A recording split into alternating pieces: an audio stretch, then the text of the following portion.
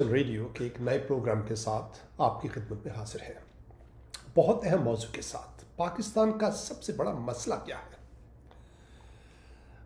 ये आज का टॉपिक है। पहले भी इसके ऊपर मुख्तलिफ तरीक़ों से हमने गुफ्तगू की है, लेकिन आजकल पाकिस्तान जिन हालात से जिस दौर से गुज़र रहा है, ऐसा लगता है कि ये बड़ा एक मुनफरद एक ऐसा दौर है जो पहले भी बहुत से अदवार आए हैं ऊपर नीचे, लेकिन ये कोई बड़ा अजीब सा मसला पाकिस्तान में चल रहा है। आम लोग भी परेशान हैं, वो सोच रहे हैं क्या होगा, महंगाई उरूज पर है।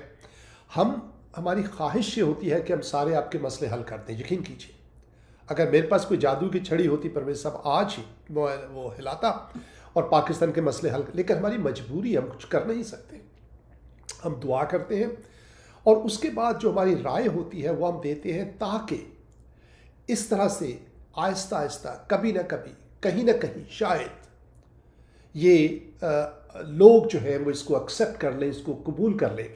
क्योंकि हम ये सिंसियरली बिलीव करते हैं कि जो पाकिस्तान का मसला है वो कहीं और है, जिसकी तरफ ध्यान नहीं लोगों का जाता या लगाया नहीं जाता जिसकी तरफ, और लोग जो है वो एक गलत हल की तरफ जो है वो देखना शुरू कर देते हैं।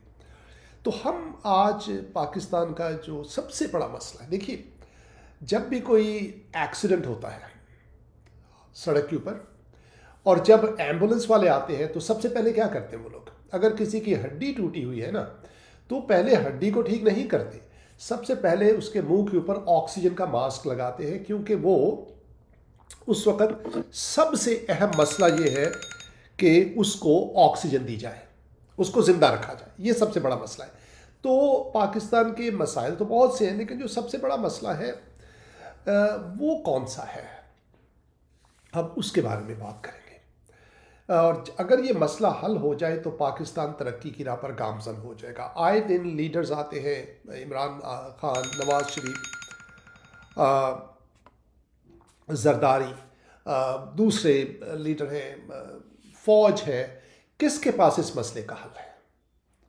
ये जो है हम आपकी खिदमत में आज पेश करेंगे। हमारे साथ रहिए, हम आपको यकीन दिलाते हैं कि आज का प्रोग्राम बहुत से लोगों के लिए ज़िंदगी को बदल देने वाला तजुर्बा बन जाएगा, और उसमें हो सकता है आप भी शामिल हो। इस प्रोग्राम को शेयर कीजिए दूसरे बहनों भाइयों के साथ, और उसमें हो सकता है आप भी शामिल। इस प्रोग्राम को शेयर कीजिए दूसरे बहनों भाइयों के साथ,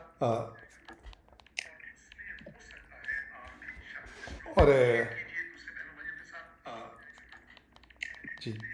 तो परवेज, और हमें ये बताइए कि जो प्रोग्राम की जो साउंड है वो कैसी है, क्योंकि परवेज साहब ये नया कंप्यूटर है जो आज हम इस्तेमाल कर रहे हैं। मेरा वो पहला वाला कंप्यूटर ख़राब हो गया था, वो मैंने रिपेयर के लिए दिया है। तो ये कंप्यूटर है, इसमें सेम किस्म का कंप्यूटर है, लेकिन फिर भी एडजस्टमेंट में थोड़ी गड़बड़ हो जाती है। तो आप हमें बताइए कि आवाज़ जो है वो आपको कैसी सुनाई दे रही है। अगर नहीं बेहतर आ रही तो हमें बताइए, हम उसको एडजस्ट करने की कोशिश करते हैं। तो परवेज साहब, जो मसला है पाकिस्तान का वो क्या है? हम कहते हैं जी लीडर अच्छे नहीं है, ऐसा कहते हैं ना जी। हम कहते हैं जी कि फौज जो है वो प्रॉब्लम क्रिएट कर रही है।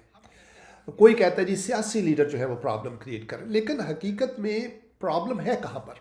परवेज साहब, एक ज़माने में बहनों भाई, हम बचपन में हमारे बुज़ुर्ग हमें कहानी, मेरी दादी मुझे कहानी सुनाया करती थी, और उस कहानी में परवेज साहब ऐसा होता था कि एक जो है बात, एक जो बहुत बड़ा जिन होता है कोई, वो एक शहजादी को अगवा करके ले जाता है, और बहुत से बादशाह अनाउंस करता है कि जो भी मेरी बेटी को छुड़ा के लाएगा इस जिन से,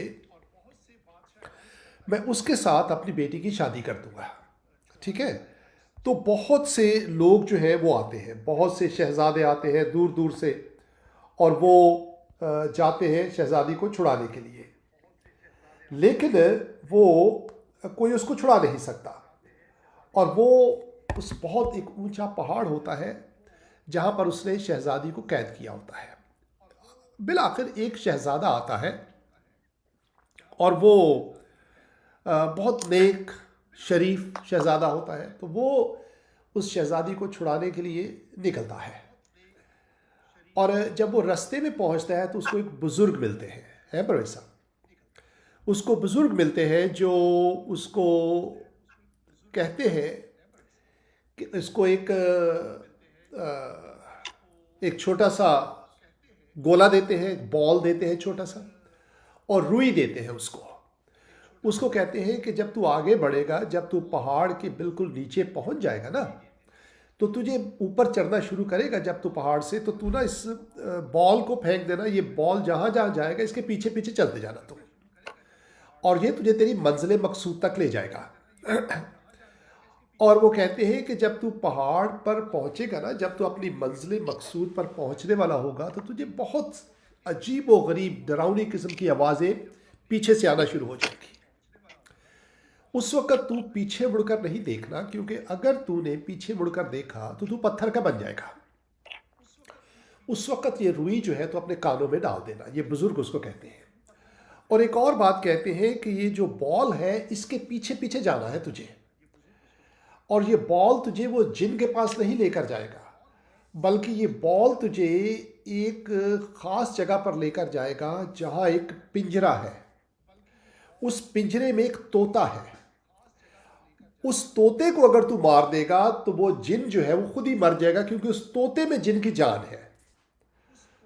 वो जिन जो है, जो मॉन्स्टर है, वो बड़ा चालाक है। उसने अपनी जान जो है वो तोते में रख दी हुई है, ताकि लोग उसको मारने के लिए आए और तोता महफूज रखे, क्योंकि उसको मारेंगे तो मरेगा नहीं, क्योंकि उसकी जान तो उसमें है नहीं, उसकी जान तो तोते में है। तो तू अगर तोते को मार देगा तो वो मर जाएगा। यही हाल पाकिस्तान का। जो असल मसला क्या है, अक्सर हम जिन की तरफ देखते हैं, अक्सर हम मॉन्स्टर की तरफ देखते हैं कि शायद ये हमारा मसला है, महंगाई हमारा मसला है, शायद करप्ट सियासतदान शायद हमारा मसला है, शायद फौज हमारा मसला है। बहुत से लोग ऐसा भी कहते हैं, लेकिन Pakistan Christian radio, we support our military. और मैं इसलिए कह रहा हूं कि आप मिलिट्री के साथ जो भी एक घर जो है जो डिवाइड हो जाता है अपने अंदर, वो घर कायम नहीं रहता। आप मिलिट्री की मुखालफत करके आप तरक्की नहीं कर सकते। हाँ, ये आप कर सकते हैं कि मिलिट्री को सब आप साथ मिलकर चले।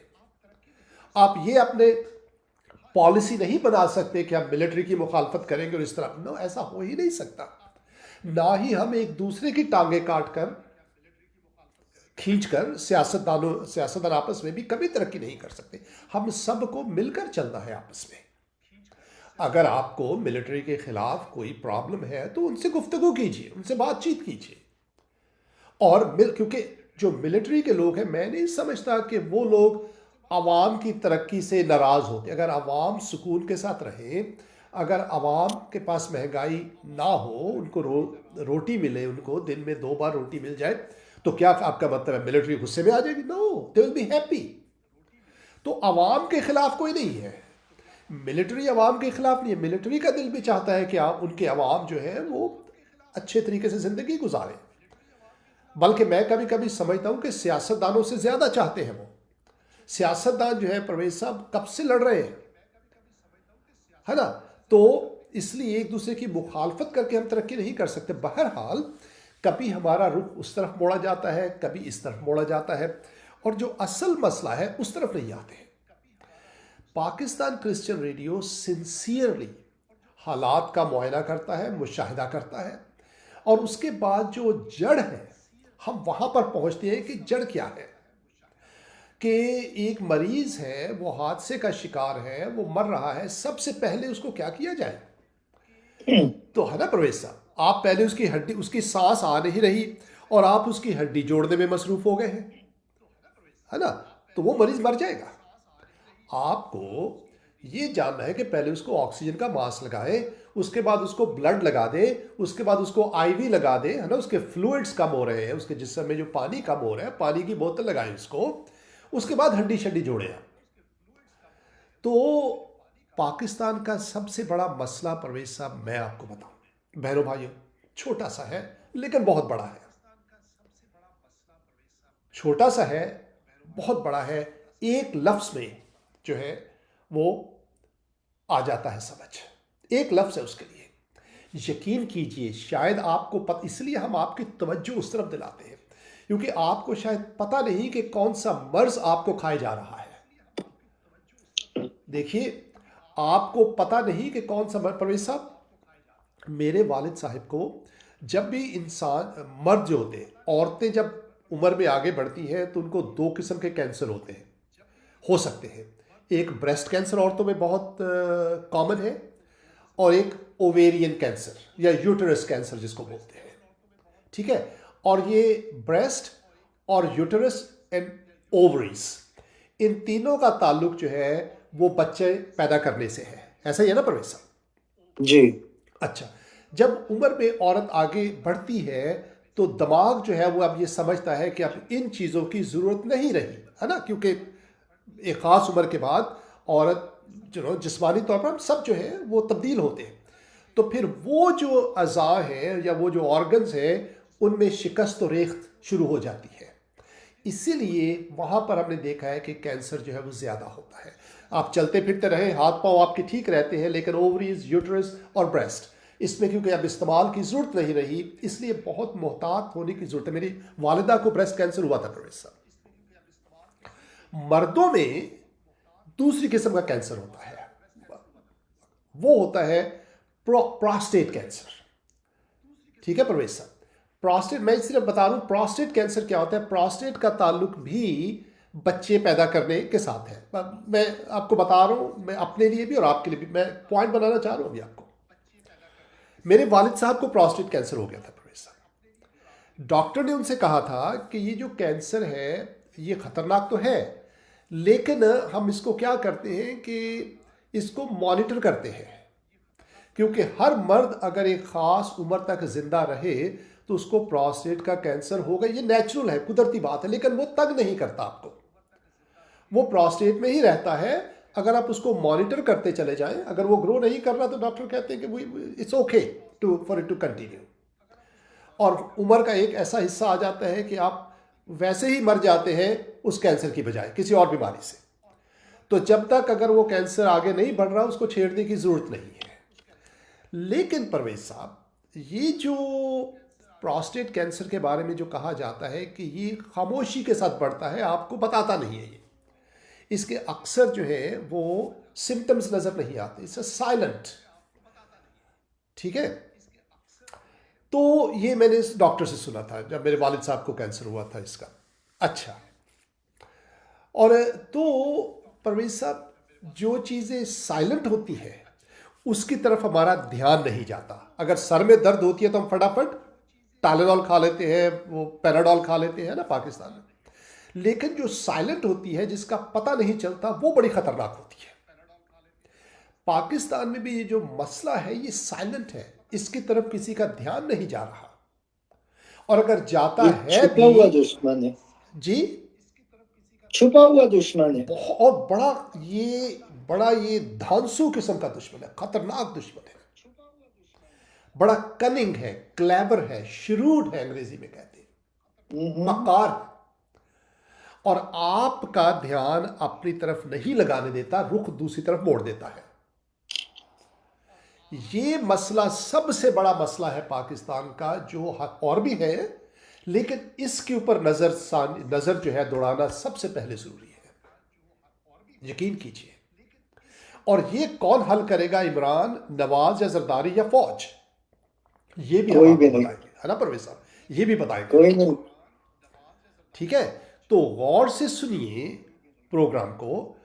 आप पाकिस्तान क्रिश्चियन रेडियो से जो प्रोग्राम नशर होते हैं उनका ताल्लुक आपकी बेहतरी के साथ है, पाकिस्तान की बेहतरी के साथ, पाकिस्तान के अवाम की बेहतरी के साथ। पाकिस्तानी फ़ौज, पाकिस्तान के अदारे जो हैं, पाकिस्तान की पुलिस, हम पुलिस को परवेज साहब बहुत जो है वो देते हैं, गालियाँ बकते हैं, वो करप्ट। लेकिन परवेज साहब मैं आपको बताऊँ, पुलिस वाला जब शाम को घर जाता है ना परवेज साहब, उसका बच्चा भी अपने बाप से कहते हैं कि अब्बू मेरी शर्ट पुरानी हो गई है, मुझे नई कमीज चाहिए, मेरे स्कूल का यूनिफॉर्म जो है वो फट गया है, मुझे नया यूनिफॉर्म चाहिए। परवेज साहब, मैं इस माहौल से गुजरा हूं, मैं खुल के बता दूं, मैं गरीब खानदान से ताल्लुक रखता हूं। गरीब खानदान से मुराद है कि सफ़ेद पोश, है ना, तनख्वाहदार तबका था। मेरी वालिदा स्कूल टीचर थी, वालिद साहब के पास सरकारी नौकरी थी। महीना खत्म होने से पहले पैसे खत्म हो जाते थे। ठीक है प्रोफेसर, तो हमने भी मुसीबतों का, मुश्किलात का सामना किया है। और लेकिन हमारे माँ बाप ने बड़े वकार के साथ, ईमानदारी और नेक नियति के साथ हमारी परवरिश की। उन्होंने मेहनत करके हमारी परवरिश, तो I respect my father and my mother for that. दिन रात मेहनत करके परवरिश। अच्छा, तो मुझे याद है परवेज साहब के बाज़ औक़ात स्कूल के यूनिफॉर्म में मेरी पेंट फट जाती थी और नई पेंट लेने के कपड़े नहीं होते थे, पैसे नहीं होते थे, तो मेरी माँ पेंट के पीछे पैच लगा देती थी। परवेज साहब, आप मुझे बताइए कि आप जा रहे हैं स्कूल और वहाँ पर दूसरे बच्चे हैं जिनके पास नई पेंट है और मेरी पेंट के पीछे पैच लगा हुआ है, तो आपका जो हाउ वुड यू, आपकी पर्सनैलिटी को वो करेगा ना, इफेक्ट तो जी करेगा ना। आप अपने आप को दूसरों जी, से एहसास से कमतरी एहसास से होती कमतरी है। पैदा होगा आप में। जी और फिर प्लस उससे जो ज्यादा परेशानी की बात परवेश साहब पता है क्या थी, कि आप ही क्लास में एक लड़की है जिसको आप इंप्रेस करना चाहते हैं और इंप्रेस करने की बजाय आप पेंट के पीछे पैच लगा के जा रहे हैं तो अब वो आपसे इंप्रेस होगी नहीं हो, तो वो उससे भी ज्यादा परेशानी थी मेरे लिए परवेश साहब। ठीक है, एक लड़की होती थी, उसको मैं कहा ये बड़ी अच्छी लगती थी, तो मैंने कहा वो मेरी पेंट के पीछे पैच देखेगी तो अब तो मुझे मेरी, है ना, वो मेरी तो अब पोल खुल जाएगी। पोल खुल जाए। सब आप, मैं समझ रहा मेरी बात। कहने का मकसद ये है कि I personally went through all that. तो पाकिस्तान के जो अवाम है, उनकी जो तकलीफ़ें हैं, जो मसाइल है, ज़ाती तौर पर मैं समझता हूँ। और परवेज साहब, एक ये वजह भी है कि हम जितना कर सकते हैं कोशिश करते हैं हम अपने बहनों भाइयों की मदद करने की माली तौर पर। ये हमारे, क्योंकि आई वेंट थ्रू दैट, मुझे पता है कि जब बच्चे जो हैं, बाप घर आता है और बच्चों के को देने के लिए उसके पास नई कमीज़ या नई पेंट लेने के पैसे नहीं होते तो कैसा फील होता है, मुझे पता है, आई नो इट। इसीलिए परवेज साहब, हमारा दिल, मैं समझता हूँ कि मे बी दैट्स वाई हमारा दिल जो है वो ऐसा नरम है कि हम दूसरे बहनों भाइयों की मदद करना चाहते हैं। लेकिन हमारी भी एक औकात है, हम अपनी औकात से आगे नहीं कर सकते, हम भी बेबस हो जाते हैं बाज़ औक़ात। ठीक है, मेरा कहने का मकसद था कि पुलिस वाला जब घर आता है ना परवेज साहब शाम को, तो उसका बच्चा भी जब कहता है ना अबू मेरी पेंट पीछे से फट गई है, उसका दिल भी दुखता है परवेज साहब। At the end of the day हम इंसान हैं, हमारे भी बच्चे हैं, पुलिस वालों के भी बच्चे हैं, और जब उसको तनख्वाह मिलती है 10,000 या 15,000 या जो भी है, हालात के मुताबिक उतनी नहीं मिलती, तो फिर वो क्या करेगा। पुट ईच अदर, हम उनसे तो तवक्को करते हैं कि पुलिस वाले बहुत ईमानदार हों, और फिर जो है पैसा जो है हम उनको देते नहीं, कहते ईमानदारी से खाओ, बस ईमानदारी से तुम दाल रोटी गुजारा कर लो। तो हर शख्स के मसले हैं, मेरा कहने का मकसद ये है हमें मिलकर चलना है, एक दूसरे के दुख को समझना है। हमें जब समझेंगे तो फिर पाकिस्तान तरक्की करेगा। अब हम देखते हैं सबसे बड़ा मसला परवेज साहब, मैं आपको एक तस्वीर दिखाता हूं, ठीक है, I show you a picture. उस पिक्चर में आपको सबसे बड़ा मसला जो है, जो अक्सर हमारे पाकिस्तानी भाई या बहन, ख़ास तौर पर मुसलमान, ये प्रोग्राम जो है मुसलमानों के लिए ख़ास तौर पर है आज का, गौर से सुनिएगा। ये एक पाकिस्तान में एक शहर है जिसका नाम है सांगड़। ये मैंने किसी भाई ने ये फेसबुक पर ये लगाई थी पोस्ट, और एक वीडियो लगाई थी जिसमें ये, उसमें हम जो है एक इश्तिहार शाया हुआ था पिछले दिनों। ये कराची सॉरी सांगड़ में म्यूनिसिपल जो शहर है, कमेटी है, उसका एक इश्तिहार शाया हुआ था जिसमें कुछ नौकरियां खाली हैं। उन नौकरियों में एक नौकरी है सैनिटरी वर्कर की, परवेज साहब, जो सफाई का काम करते हैं, और उसकी शर्त ये लिखी हुई है कि कोई, ये आसामी सिर्फ गैर मुसलमानों के लिए है, यानी कि मुसलमान इस आसामी के लिए अप्लाई ना करें। मैं आपको वीडियो तस्वीर दिखाता हूं, ये है तस्वीर कि ये आसामी है सफाई करने की, देख रहे हैं आप नीचे राइट साइड पे बॉटम की तरफ, राइट, सैनिटरी वर्कर सिर्फ गैर मुस्लिम, मुसलमान अप्लाई ना करें। परवेज साहब आप मुझे ये बताइए क्यों, वाई?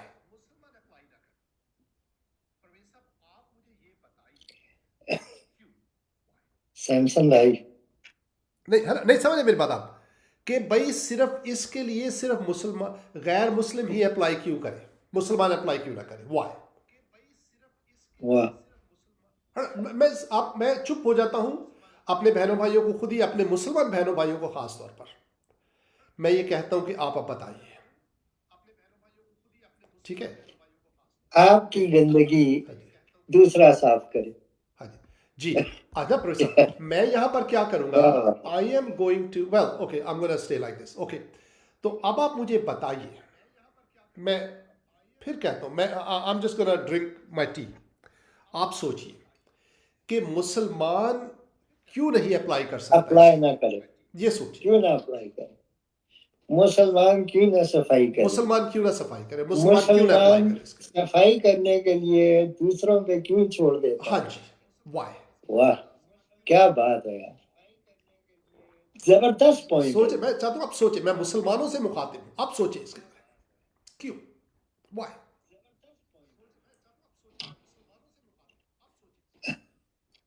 वाह, क्योंकि मेरी अक्ल तो जवाब देगी, आप अक्लमंद हैं, पाकिस्तानी हैं, आपको पता है फौज के बारे में बड़ी बातें करते हैं, इमरान खान को बड़ा सपोर्ट करते हैं या जरदारी को सपोर्ट करते हैं, सियासत या नवाज शरीफ को करते हैं, सियासत का बहुत इल्म है आपको, मजहब का भी इल्म है, 5 वक्त की नमाजें भी पढ़ते हैं, रोजे भी रखते हैं, तरावी का पता है आपको क्या होती है, हाथ कैसे बांधने हैं नमाज में सारा पता है ना, कितनी रकातें पढ़नी है का, है ना, सजदा कैसे करना सारा पता है आपको, सारी दुनिया का इल्म हाँ, है आपके पास। सारा कुछ पता है। परवेज साहब ऐसे ऐसे मैं आपको बताऊं, अब हमारे मतलब मैं क्या बात से बात निकलती है, मुझे अब गुस्सा, मेरा जज्बात भड़कने वाले हैं अभी थोड़ी देर में। जरा ठंडा, जरा ठंडा। हमारे मोहल्ले में परवेज साहब, जिस मोहल्ले में हम ग्रो अप हुए कराची में, वहाँ पर एक बाबा था, उसको हम शाहजी बाबा कहते थे। शाहजी बाबा जो है इतना बेशरम था, अब तो बाबा, छोटे छोटे तो इतना बेशरम था, ये हट्टा कट्टा था, माएँ बहनें उस गली में से गुजरती थी, और ये शाहजी बाबा पत्नी क्या नाम रखा हुआ था, कहाँ से ले लिया था, शाहजी लोगों को तवीज़ दिया करता था ये, है ना, कोई इधर कोई आया तवीज़ दे दिया, उसने पैसे दे, उसी से गुजारा चलता था इसका।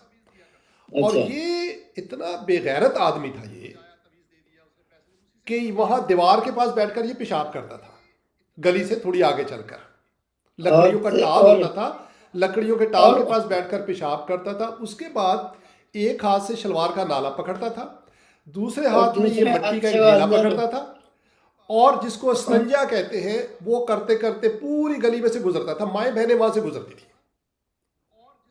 वाह, ये इन आपने देखा इन हुआ है। हराम, ये जो है, ये जो पीर फकीर है, इनको बाकी सारा पता है, स्तंजों का पता है इनको, इनको इस चीज का नहीं पता सालों को कि गैर मुस्लिम को क्यों सैनिटरी वर्कर के लिए पिक कर रहे हैं, मुसलमान क्यों नहीं कर सकता अच्छा, है, शमशद भाई, स्तंजा कर सकते हैं आप, इतने वाह, बेगैरत हो गए परवेज साहब हम लोग। वाह, ये एक क्या बहुत बड़ी बेगैरती की बात है जो पाकिस्तान में हो रही है, और हम सोचते this is the main problem in Pakistan, ये सबसे बड़ा मसला है पाकिस्तान का परवेज साहब। और एक चीज है, एक लफ्ज है, मैं बता देता हूं क्यों, क्योंकि मुसलमान ये समझते हैं मजमूई तौर पर, पाकिस्तानी मुसलमान खास तौर पर, कि हम दूसरों से बेहतर है, दिस इज द बेहतर। अल्टीमेट प्रॉब्लम परवेज साहब मुसलमानों की, हम्म, हम दूसरों से बेहतर हैं, हम हाँ गंद क्या, साफ नहीं करेंगे, दूसरे करें। भाई आप क्यों नहीं करेंगे, आपको सुरखाब के पर लगे हुए, नहीं जी सुरखाब के पर तो नहीं लगे हुए, लेकिन हम मुसलमान हैं इसलिए, हम्म, समझे परवेज साहब, दर्जा बुलंद है, हम बहुत दर्जा, पहुंचे हुए हैं हम, इनका तो हम दर्जा बेहतर हैं बुलंद है। दूसरों से, वाह, दूसरे हमारे से नीचे होकर रहे, या ये हिंदू करे या क्रिश्चियन करे या सिख करे, हम नहीं करेंगे। भाई आप को किसने कहा है कि आप दूसरों से बेहतर हैं, आप अपनी शक्ल देखिए पहले, आपकी शक्ल में और दूसरे की शक्ल में क्या आपको क्या फर्क लग रहा है? आपका रंग भी उतना ही काला है जितना दूसरे का, या आपका रंग भी उतना ही गोरा है जितना दूसरे का। ठीक है, आपके नाक में भी उतना ही गंध है जितना दूसरे के नाक में है ना। जब आप बाथरूम जाते हैं पखाना करने तो वही गंद आपके जिस्म से निकलता है। जो आप, कौन कहता है कि आप दूसरों से बेहतर हैं? झूठ कौन आप बोलते कहता हैं, है? मकारियां आप किसने करते कह हैं, दी? गालियां आप बकते हैं, फरेब आप देते हैं, मिलावटें आप करते हैं, अपनी ही मुसलमान औरतों की तरफ, बहनों बेटियों की तरफ गंदी नजरें आप दौड़ाते हैं, उन्हीं को आप नचवाते हैं अपने आगे, अपनी ही मुसलमान बहनों को उन्हीं के डांस देखते हैं, उन्हीं की गंदी गंदी हरकतें देखकर उनके ऊपर पैसे फेंकते हैं। तो आप कहां से अच्छे हो गए? फिर आप कहते नहीं, सफाई के लिए गैर मुस्लिम को ले लो, हमने नहीं करनी, बाकी सारे काम करने। तवाइफों के अड्डे पे जाना है आपने, तवाइफों को अपने घर में बुलाना है, बच्चाबाजी करनी है, लौंडेबाजी करनी है आपने, लेकिन सफाई नहीं करनी। वहां पर हम बेहतर हो गए दूसरों से। This is the main problem in Pakistan. घुमंड है परवेज साहब। नो, घुमंड, फखर। इनफरादी तौर पर मुझे पता है, इंडिविजुअली बहुत अच्छे, बड़े हलीम मुसलमान हमारे दोस्त, हमारे बहन भाई। मैं मजमूई तौर पर बात कर रहा हूं, और ये जो खबर आपको नजर आ रही है ये इसका सबूत है कि मजमूई तौर पर हमारा जो है मिजाज क्या हो गया है। परवेज साहब, बाइबल जो है is very clear on it.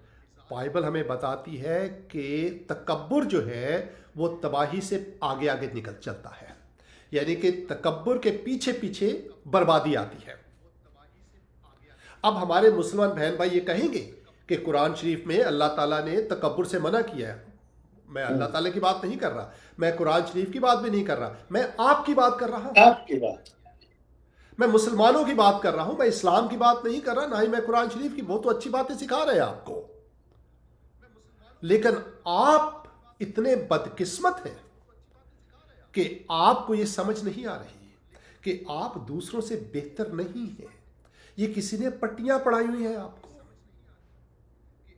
और ये परवेज सबसे बड़ा मसला पाकिस्तान का ये है कि हम जो है इस घुमंड में रह रहे हैं कि हम दूसरों से बेहतर हैं, है ना परवेज साहब? और ये बला, ये जो घुमंड है परवेज साहब, मैंने देखा है कि यूरोप में, अमेरिका में सड़कों के ऊपर नमाजें पढ़ना शुरू कर देते हैं। हालांकि जरूरत नहीं है, जरूरत गाड़ी नहीं, की डिग्गी लेकिन पे। जानबूझ करके जी हम जो है जी बहुत पारसा है। मुझे पता है, हमने देखा है। नमाजें पढ़ेंगे, उसके बाद आप जाकर परवेज साहब यहाँ पर वो नंगी औरतें जहाँ नाचती हैं, अमेरिका यूरोप में है ना क्लब ऐसे, वहां पर भी पहले नमाजें पढ़ेंगे, फिर बाकी सिजदे नंगी औरतों के सामने करेंगे जाकर। ठीक है परवेज साहब, आप ही के पास एक सबूत है, आप बताइए जरा। एक बार पाकिस्तान से एक मौलवी साहब आए थे, आप बताइए जरा, जी, पता लग जाए सबको। वो मौलवी साहब, आप बोले तो मैं नाम भी बता देता हाँ, हूँ। बता दीजिए परवेज साहब, मैं नहीं डरता, हाँ, बता दीजिए। मौलाना असफद यार खान का बेटा हम्म, मौलाना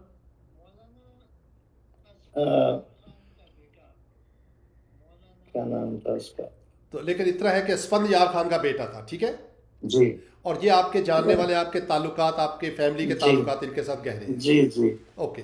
हम लोग उस जमाने में, वो हमारे साथ ही शराब पिया करता था, और हाँ। शराब पी के वो जुम्मे की नमाज भी पढ़ाने जाता था। वाह। उस्मान यार खान, मैं उस्मान, उस्मान यार खान की बात करता हूँ।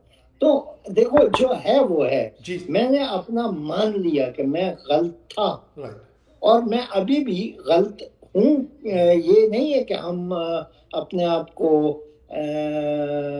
बहुत पाक या बहुत मुत्तकी और सही, पार से बने में, हम भी गलतियां करते हैं। सही है, गलतियां हो जाती हैं, गुनाह हो जाता है हमसे भी, हम पाक नहीं हैं। सही है। लेकिन लेकिन सैमसन भाई, एक टाइम आता है कि आदमी समझ जाता है, एक टाइम आता है कि हमको सोचना चाहिए।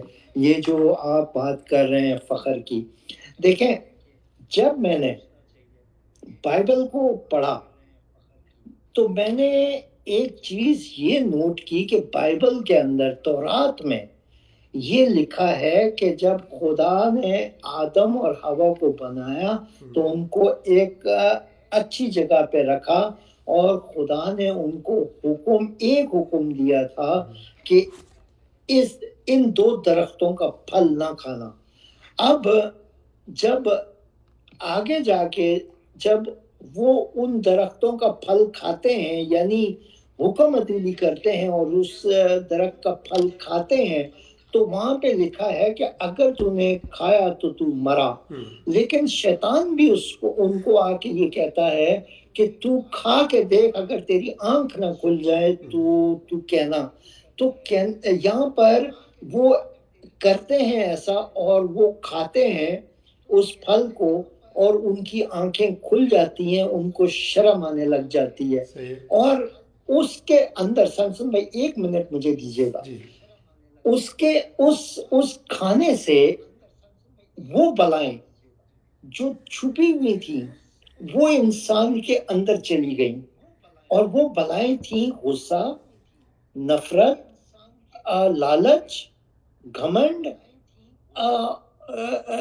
जेलसी, फखर। ये सारी चीजें उस फल के अंदर थी जो इंसान के अंदर चली गई और उससे और फिर लिखा है तौरात में कि गुनाह दुनिया में फैल गया। तो उनके खाने से वो जो उसके ये बलाएं हैं ये हम में आ गई। आज भी हमारे अंदर गुस्सा हमारे अंदर छुपा हुआ है और जब ये बाहर निकलता है तो ये तबाही मचा देता है। जेलसी जो है ये खत्म कर देती है, दुश्मनियां डालती है। लालच जो है ये आपको आसमान तक ले पहुंचा देती है, जैसे इमरान खान को आसमान तक ले गई है इसका घमंड और वहां से ऊपर से इसको नीचे फेंका और अभी ये अम्टी डम्टी वो सेट ऑन द वॉल वो सारा फुट गया, टूट गया। तो कहने का मकसद ये है जब हम तौरात को पढ़ते हैं और हमें इन किताबों को पढ़ने से मना किया जाता है, हमको ये सिखाया जाता है कि ये किताबें बदल गई हैं, इसकी जगह दूसरी किताब आ गई है उसमें सब कुछ है। लेकिन ये गलत है। कुरान में ये बात लिखी है कि इंजील में नूर है। जब हम उन किताबों को नहीं पढ़ेंगे जिन किताबों में हमें तमीज सिखाई जाती है, जब हम तमीज वाली किताबों को पढ़ेंगे ही नहीं और हम तमीज को सीखेंगे ही नहीं तो हमारा यही असर होगा जो आज हो रहा है। महंगाई हमारे गले में पड़ी हुई है, नफरत लड़ाइयां हमारे गले में पड़ी हुई हैं, हमारे जज जो हैं वो भी कुछ जज जो हैं वो बेईमान तरीन जज ऊपर की सतह पे बैठे हुए हैं, कुछ हमारे फौजी अफसरान ऐसे हैं जो ऊपर वाले हैं वो भी बेईमान निकले, कुछ प्राइम मिनिस्टर बेईमान निकले, कुछ मौलवी बेईमान निकले। तो इस मुल्क में जो हो रहा है वो इसी वजह से हो रहा है क्योंकि हम फख्र करते हैं अपने आप पे कि हम दूसरों से हम अलग हैं, हम साफ हैं। और इस समय इसका चार्जर लेआउट लैपटॉप का प्लीज बोलते जाइए। जी तो ये चीज जो है हमको इस चीज ने दुनिया में सबसे पीछे करके रखा हुआ है। अब स्पेशली पाकिस्तान के अंदर पाकिस्तान के अंदर हम तो अरबियों से भी ज्यादा मुसलमान हो गए, अरबियों को भी हमने मुसलमानियत में पीछे छोड़ दिया है। तो कहने का मकसद ये है कि हमें चाहिए कि हम थोड़ा इस बात को सोचें कि हम क्या कर रहे हैं, हमारे मुल्क में क्या हो रहा है, हमारे मुल्क में वो क्या चीज है जो हमको पीस दे सके। हमारे पास पीस नहीं है, पैसा है, बहुत पैसा है हमारे पास। अब तो वो बातें अरबों में होती हैं, करोड़ों में होती हैं। हर आदमी के पास करोड़ों रुपए, पान वाला बेचने वाले के पास करोड़ों रुपए, सब्जी वाले के पास करोड़ों रुपए, लेकिन दिमाग में सुकून नहीं है। और सुकून इसलिए नहीं है क्योंकि हम घमंड में मारे में। हमें फख्र है कि हम बहुत आला लोग हैं। सैमसन भाई, जी। आप बात और को परवेज साहब कंक्लूड ये, करें। हाँ जी, तो मैं ये कहना चाह रहा हूँ बहनों भाइयों आपसे, और हम जो है इवन दो हमें गुस्सा आता है, हम ऐसे जज्बात में, और ये जायज़ है इस बात पर गुस्सा आना। आप मुझे बताइए, जी जो खबर आपके सामने मैंने रखी हुई है, ये इश्तिहार, इस पर आपको गुस्सा नहीं आएगा? गुस्सा इसलिए नहीं आएगा कि उससे मेरी ज़ात के ऊपर कुछ फ़र्क पड़ता है ना परवेज साहब? जी गुस्सा इसलिए आएगा कि ऐसी कमीनी जहनीत के लोग जो हैं वो पाकिस्तान में मौजूद हैं, और वो गवर्नमेंट के अदारों में पोजीशनों पर फाइज है ना परवेज साहब? ये जो अदारा है, ये पावर का अदारा है ना, पावर है ना इनके पास, ये सिटी है ना, तो उनके पास इनके काउंसलर होंगे, इनके जो भी मेयर होंगे, वट एवर, उनके पास पावर है। वो लोग ऐसे से, तो इसी तरह एक मजमूई तौर पर जो सोच है वो काम कर रही है पाकिस्तान में, मैं समझता हूँ, जो हकीकत में पाकिस्तान को नुकसान पहुंचा रही है, यकीन कीजिए। और ये जो घुमंड है, इससे क्या होता है प्रवेश साहब? सबसे पहले घुमंड की वजह से, हाँ वो मजहबी घुमंड, देखिए ना भाई, अगर आप नमाज पढ़ते हैं, आप उस पर घुमंड करते हैं, मिसाल दे रहा हूं, तो मान लिया। आप नेक काम करते हैं और उन पे घुमंड करते हैं, तो मान लिया, है ना परवेज साहब? आप सच बोलते हैं और आप उस पर घुमंड करते हैं कि मैं सच बोलता हूं, तो चले मान लिया। आप रिश्वत नहीं लेते और आप उस पर घुमंड करते हैं कि मैं रिश्वत नहीं लेता, तो चले मान लिया, कम से कम अच्छी बात तो कर रहे हैं ना आप परवेज साहब?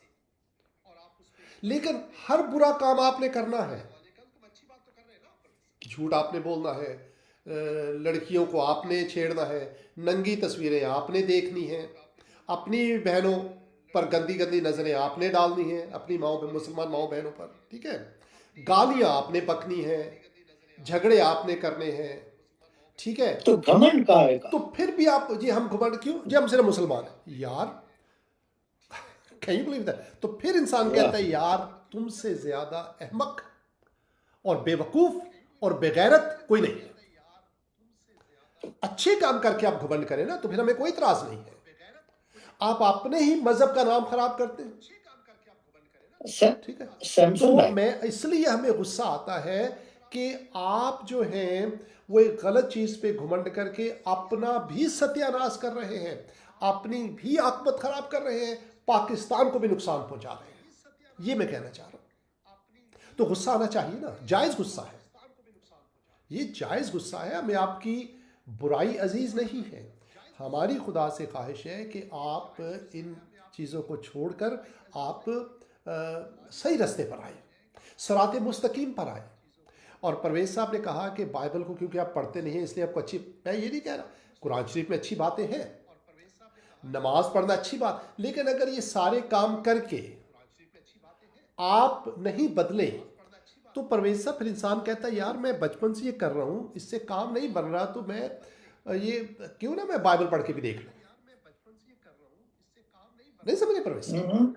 जी भाई या तो उससे जिसमें फायदा हो रहा है आपको, अगर फायदा नहीं हो रहा तो बाइबल पढ़ के देख लीजिए, हो सकता है हो जाए, अगर नहीं हुआ तो कोई बात नहीं, है ना, वो तो वैसे भी नहीं हो रहा। हम्म, तो ये हम कह रहे हैं, तो ये जो घुमंड क्या होता है, सबसे पहले परवेज साहब घुमंड क्या करता है? घुमंड जो है सबसे पहले खुदा के साथ आपका रिश्ता तोड़ देता है। घुमंड सबसे पहले खुदा के साथ आपका रिश्ता तोड़ता है। बाइबल हमें कहती है कि जो कोई अपने कसूरों को, मैं पैराफ्रेज कर रहा हूँ, छुपाएगा वो कामयाब नहीं होगा, लेकिन जो अपने गुनाहों का इकरार करेगा, खुदा उसके गुनाहों को मुआफ़ करने में सच्चा और आदिल है, ठीक है। तो पहले मैंने कहा, इमसाल की किताब में लिखा है कि घुमंड जो है वो बर्बादी के आगे आगे चलता है। घुमंड से आपका रिश्ता टूट जाता है खुदा के साथ, और जब खुदा से आपका रिश्ता टूट जाता है तो फिर आपको अच्छाई और बुराई की पहचान नहीं रहती। फिर आपको ये पहचान नहीं रहती कि वो मेरी मुसलमान बहन है, मैंने उस पर गंदी निगाह नहीं डाल दी, फिर आप भूल जाते हैं। फिर आप ये नहीं कहते कि ये औरत जो नाच रही है, जिसके ऊपर मैं पैसे फेंक रहा हूँ, ये भी किसी की माँ है, किसी की बेटी है, किसी की बहन है, मुझे ऐसा नहीं करना चाहिए, फिर आप ये भूल जाते हैं, है ना। फिर आप ये सारे काम फिर आप जो है भूल जाते हैं, फिर आपको तमीज़ नहीं रहती। तो घुमंड जो है ये सबसे बड़ा सत्यानाश आपका इस तरीके से करता है। उसके बाद घुमंड क्या करता है परवेज साहब, कि घुमंड एक और काम करता है कि घुमंड क्योंकि अपने आप को दूसरों से बेहतर समझता है, घुमंड में जो है वो बात सुनने का हौसला नहीं रहता। बाइबल हमें बताती है कि जो जो जो बेवकूफ़ आदमी है ना, वो हर जो माकूल बात पर बरहम होता है। कोई भी आपको सच्ची बात बताई जाए आप बरहम हो जाते हैं, गुस्से में आ जाते हैं। ये घुमंडी गुस्से की में आ निशानी गए। है। ये इमसाल की किताब सारी, ये मैं रेफरेंस बाइबल से दे रहा हूँ आपको। इमसाल में लिखा है अहमक हर माकूल बात पर बरहम होता है। ठीक है, तो खुदा से रिश्ता टूट जाता है आपका। आपको कोई समझाए आपको गुस्सा आ जाता है। परवेश साहब यही है पाकिस्तान में, आप कोई बताकर देखे मजहब के नाम पर कोई बात करे एकदम गुस्से में आ जाए। वही मजहब जिसके अपने कामों से बेहुरमती करते हैं उसी के नाम पर मरने पर तैयार हो जाते हैं। उस लिहाज से बड़े ठीक है, क्योंकि खुदा से रिश्ता टूटा, अच्छाई और बुराई की तमीज खत्म हो गई ना। अब पता नहीं कि गुस्सा कहां पर आना चाहिए। गुस्सा तो आपको अपने ऊपर आना चाहिए, अपने अमाल पर आना चाहिए, उस पर आता नहीं और गलत जगह पर। ये सारे घुमंड के नतीजे हैं। अपने आप को दूसरों से बेहतर समझते। पर वे सब एक ज़माने में पाकिस्तान अमेरिका का एक बॉक्सर है मोहम्मद अली, वो मुसलमान हो गया था और आखिर में आकर परवेज साहब इतने सालों के बाद मोहम्मद अली ने भी जो इस्लाम, जो मेन इस्लाम है आपको पता है, उसको छोड़कर उसने सूफी बन गया था, सूफियों की तरफ चला गया था। कहता है सूफीज़म जो है वो ज़्यादा माइल्ड है, बाकी कहता है इस्लाम जो है, ये उसके अपने अल्फाज है। तो अगर मैं सोचता हूँ अगर उसको पहले से कोई बता देता कि सबसे बड़ा सूफी दुनिया में एक ही है, मसीह यस्सु, जो अपनी जान दूसरों के लिए देने के लिए आए। लेकिन ये बात की बात हम किसी और वक्त बात करेंगे। तो मोहम्मद अली एक ज़माने में मुसलमान हो गया। हम छोटे छोटे होते थे तो एक कापी छपी थी, कापी के पीछे तस्वीर लगी हुई थी, मोहम्मद अली की तस्वीर है, बॉक्सिंग के ग्लव्स पहने हुए उसने, और ऊपर लिखा हुआ है मैं मुसलमान हूँ, मुझे कोई नहीं हरा सकता। ठीक है, और हम छोटे हम ऐसे इंप्रेस हो जाते हैं कि भाई मुसलमान जो है उनको तो कोई नहीं हरा सकता। ठीक है, कहने का मकसद ये है कि जो घुमंड है ये बचपन से डाला जाता है और वो मरते दम तक साथ रहता है। हम दूसरों के साथ खाम खा पंगे लेते रहते हैं, दूसरा खाम खा लड़ाइयाँ करते रहते हैं दूसरों के साथ। हम मिल परवेज साहब आप मुझे बताइए, एक तो ये जो सबसे बड़ा सबूत तो ये जो खबर है इसकी है, आप मुझे बताइए पाकिस्तान में परवेज साहब आपको पता है एक सिंगर था जिसका नाम था ए नैयर। परवेज साहब आपको पता है? जी, ए नैयर, ये बड़ा मशहूर सिंगर हुआ एक ज़माने में। उसका असली नाम आपको पता है परवेज साहब? नहीं, ही वाज अ क्रिश्चियन, वो क्रिश्चियन सिंगर था। उसका अच्छा, असली नाम था आर्थर नैयर, अच्छा, लेकिन आर्थर एक क्रिश्चियन नाम है। तो उसको बोला कि भाई तुम आर्थर ना लगाओ, सिर्फ आर्थर की बजाय ए कर दो, क्योंकि हमारे लोग पसंद नहीं करते कि कोई क्रिश्चियन जो है वो एक मुसलमान मुल्क में तरक्की करे, इतना मशहूर हो जाए, मशहूर हो तरक्की जाए। कर। आर्थर उनके मुंह से नहीं निकलता, बाकी सारे इधर उधर के गैर मुल्कों के नाम आपके मुंह से निकल जाते हैं, आर्थर नहीं निकलता। हालांकि जिनका नाम आर्थर है उन्हीं के मुल्कों में जाकर आप वीजे लेने की उन्हीं की लाइन में, और जब आर्थर आपको वीजा देता है तो आप बड़ी खुशी से ले लेते हैं। समझे मेरी बात आपको? ये घुमंड है सारा। उसके बाद वो यूसुफ जो है, वो यूसुफ मसीह नाम था उसका, पत्नी क्या था, उसको मुसलमान कर दिया। ठीक है, वो भी हो गया, ठीक है, अच्छा है, जिसका जो दिल चाहता है हो, है ना, अपने अपने अमाल का हर शख्स खुद जिम्मेदार है। लेकिन काश अगर मैं आज हूँ तो मैं उस मोहम्मद यूसुफ से पूछूं कि भाई यूसुफ साहब आपको पता है कि मरने के बाद आपके पास साथ क्या होगा आज? He will have no clue, I am telling you. ठीक है, ना घर का रहा ना घाट का। न बाहर का। ठीक है, कहने का मकसद है कि जब अपनी आकबत का ही नहीं पता तो क्या फ़ायदा। ठीक है, सारा कुछ मसीह यीशु कहते हैं कि ओके वो डाइग्रेस हो जाएगी दूसरी तरफ, कि इंसान अगर सारी दुनिया हासिल कर ले अपनी जान का नुकसान करे तो क्या फ़ायदा। ठीक है, सुल्तान राही आपको पता है, पर वैसे बहुत मशहूर एक्टर था पाकिस्तान का, पंजाबी फिल्मों का। जी, you know he was a जी, क्रिश्चियन, आपको पता है? he was Christian? या अच्छा, हाँ, वाह, ही वाज बोर्न क्रिश्चियन, अच्छा, लेकिन उसको मुसलमान कर दिया, क्योंकि भी अगर आप मुसलमान नहीं होंगे तो आप तरक्की नहीं करेंगे, तो तरक्की के लिए मुसलमान हो गया। नहीं समझ मेरी बात? अच्छा। कहने का मकसद है, ये सारी बातें इस चीज़ का सबूत है कि आप जो है वो दूसरों को एक्सेप्ट नहीं कर सकते। ये सारे घमंड का नतीजा है। और सबसे बड़ा घमंड सामने नजर आ रहा है आपको स्क्रीन के ऊपर कि गैर मुस्लिम है, हमने नहीं करना ये। क्यों भाई? बाकी सारे काम आप करते हैं, है ना? बाकी सारे काम करते हैं, झूठ बोलते हैं, फरेब देते हैं, गालियां बकते हैं, गंदी नजरों से दूसरों को देख, वो काम करते हैं। ये नहीं करना आपने, जब मुसलमान है। अच्छा, इसका मतलब कैसा मंतक है? तो घमंड जो है ये बहुत बड़ा मसला है, सबसे बड़ा मसला ही घमंड है। और परवेज साहब, मैं आपको बताऊं, यकीन कीजिए, अगर आप बुरा मत मनाए बहनों भाइयों, कायदे आजम के जहन में ऐसा शायद नहीं था, क्योंकि कायदे आजम ने कहा था कि हम सब मिलकर रहेंगे, मुसलमान, क्रिश्चियन, ठीक है, हिंदू पाकिस्तान में मिलकर रहेंगे, ये कायदे आजम ने कहा था। लेकिन शायद दूसरे मुसलमानों को ये पता नहीं था। उनके जहन में एक फर्क कॉन्सेप्ट था पाकिस्तान का, कि पाकिस्तान अब सिर्फ हमारा है, हम दूसरों से बेहतर हैं, हम हिंदुओं के साथ मिलकर नहीं रह सकते, हम दूसरों के साथ मिलकर नहीं रह सकते, हम अलग। उनका शायद कॉन्सेप्ट फर्क था। इसलिए जब कायदे आजम चले गए तो उन लोगों ने अपनी शक्ल में पाकिस्तान को ढालना शुरू कर दिया, और वो घुमंड जो उनके जहन में था वो सरायत कर गया पूरे पाकिस्तान में। यकीन कीजिए परवेज साहब, यहाँ पर मैंने देखा है, यहाँ डैलस में जामा मस्जिद है, उसके सामने एक चर्च है। मस्जिद की जुम्मे वाले दिन चर्च जो है उनको पार्किंग की जगह देता है। आप मुझे बताइए, पाकिस्तान में ऐसा होगा? एक मस्जिद जो है वो क्रिश्चियनों को, सोचिए, नहीं, वो ही नहीं सकता ये। और ये यहाँ पर तो सैमसंग में जुम्मे की नमाज पढ़ने के लिए, ईद की नमाज पढ़ने के लिए कोई चर्चेस जो है वो तो इनको नमाज पढ़ने की, ईद की नमाज जगह लिए तो आप पढ़ लीजिए हमारे पास आकर।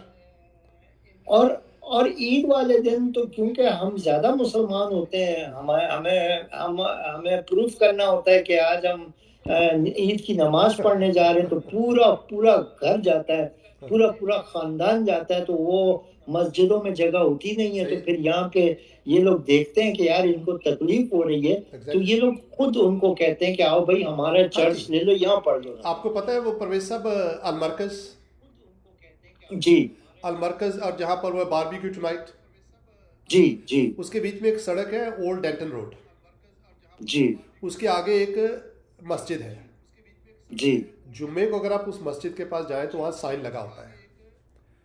उस साइन पे लिखा होता है कि बराए मेहरबानी सामने वाले चर्च में गाड़ी पार्क करें। अच्छा, वाह वाह, ठीक है, चर्च में, ठीक है, मस्जिद वाले कहते हैं कि चर्च में गाड़ी पार्क करें आप, वो भी इजाजत दे देते हैं खुशी से। हाँ जी, खुशी से इजाजत देते हैं वो लोग, खुशी से।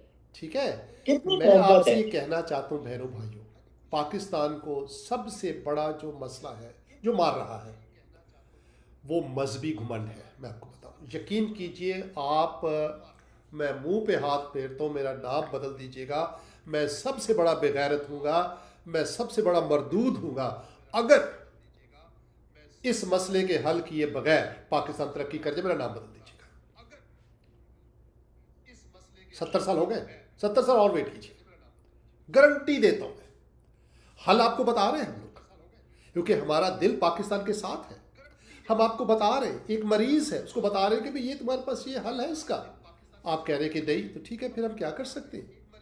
हम खून के आंसू ही रो सकते हैं। इस घमंड ने उस आदमी का नमाज जनाजा ही नहीं पढ़ा।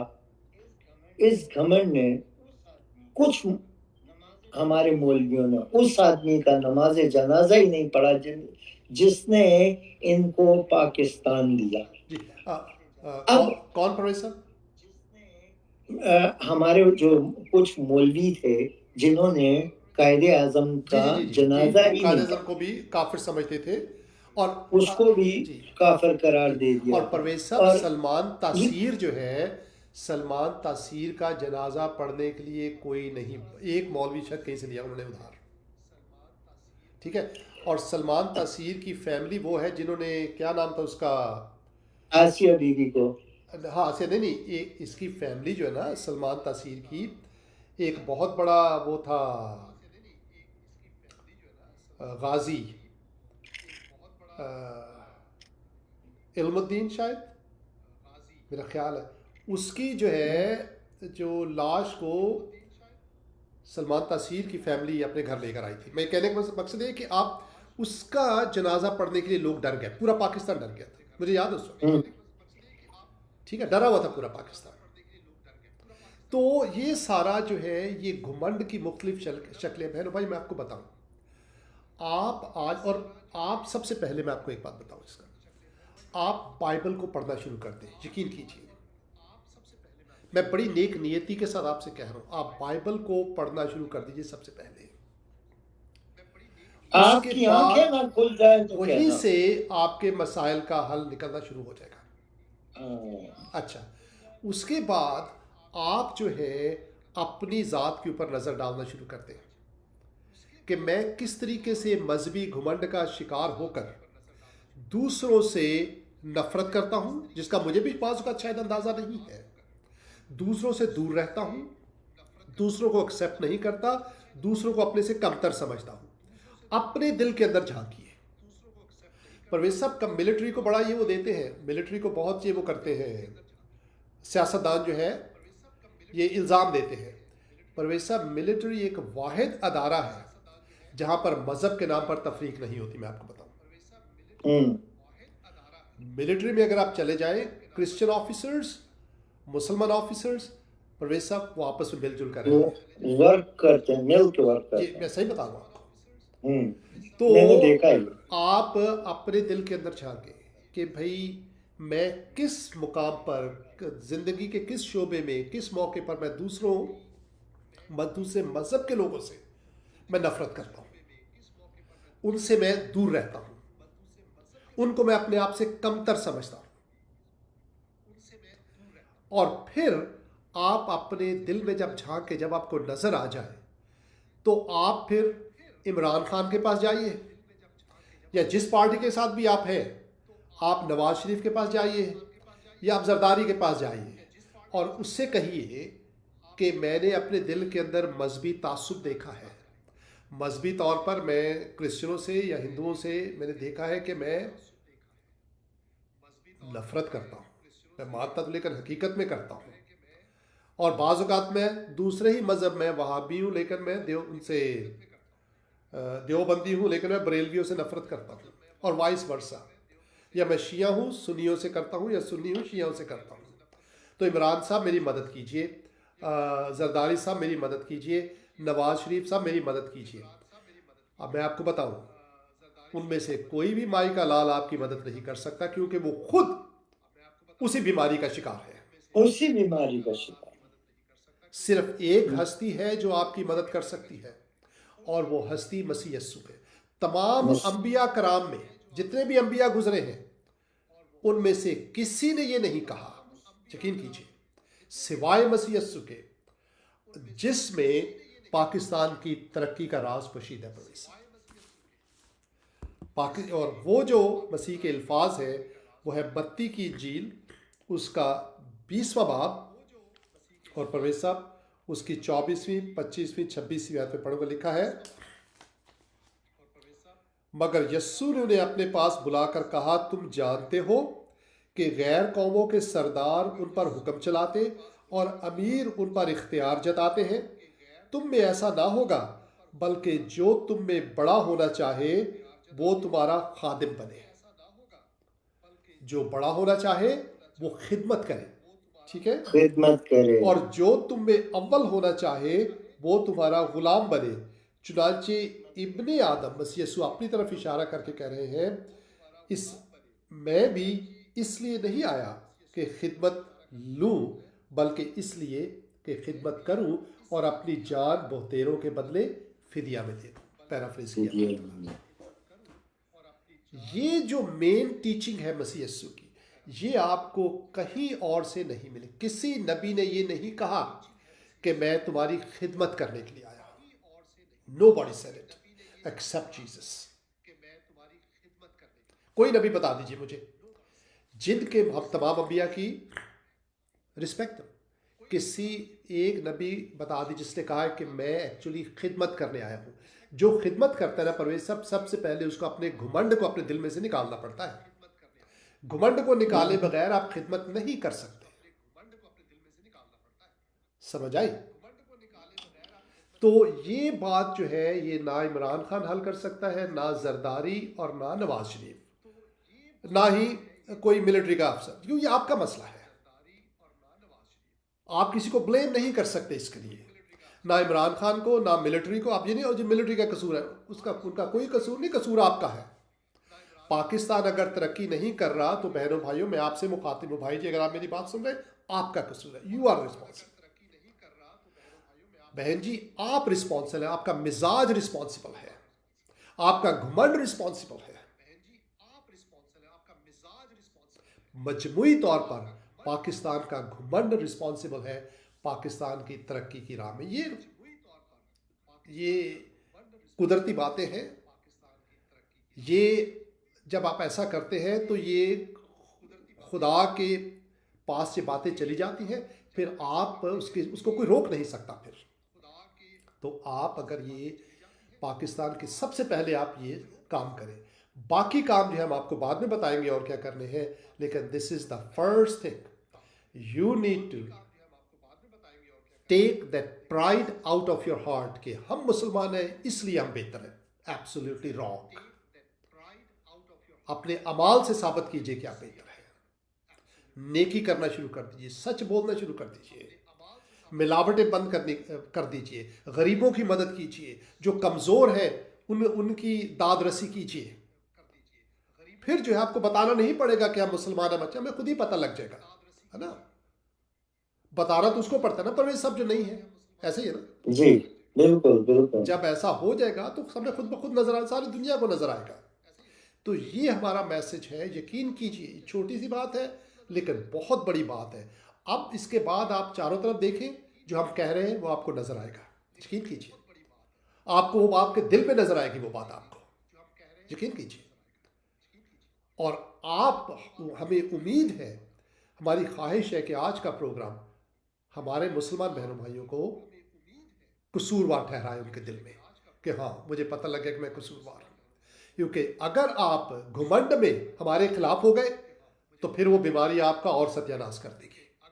क्योंकि दो ही ऑप्शन है ना परवेज साहब, कि हमारे प्रोग्राम को सुनकर घुमंड में जिसके बारे में हम बात कर रहे हैं आप हमारे खिलाफ हो जाए, और दूसरा ये कि जब आपको हम बता रहे हैं कि आपके अंदर घुमंड है, आप सोचें, आपको दिल पे चोट लगे और आप कहें कि हाँ मेरा कसूर है, आज मैं तौबा करता हूँ, आज मैं पाकिस्तान की तरक्की की राह में जो घुमंड जो हायल है उसको दूर करता हूँ। यकीन कीजिए अनकरीब बहुत जल्द पाकिस्तान तरक्की करेगा। ये अवाम का कसूर है, लीडरों के ऊपर इल्ज़ाम आप मत दें। जब अवाम ठीक हो जाएंगे लीडर खुद ब खुद ठीक हो जाते हैं, क्योंकि अवाम में से ही लीडर निकलते हैं, अवाम ही लीडर को पिक करते हैं। तो ये हमारा मैसेज है, छोटा सा मैसेज, सिंपल मैसेज है, थोड़ा लंबा हो गया, लेकिन घुमंड जो है ये पाकिस्तानियों का सत्यानाश कर रहा है। सामने जो हमने इश्तिहार देखा है वो चीख चीख कर हमारे इस बात की तायद कर रहा है कि जो हम कह रहे हैं वो दुरुस्त है। एक बार फिर आपका शुक्रिया कि आपने हमारे प्रोग्राम को सुना। सुनते रहिए, कमेंट्स कीजिए, इसको शेयर कीजिए। आपसे बात करके, आपके कमेंट्स देखकर हमें खुशी होती है। प्रवेश साहब अगर आप कुछ कहना चाहते हैं तो कहिए, उसके वरना हम इजाज़त चाहेंगे अपने मेहरबानी से। बहुत बहुत शुक्रिया सर, थैंक यू।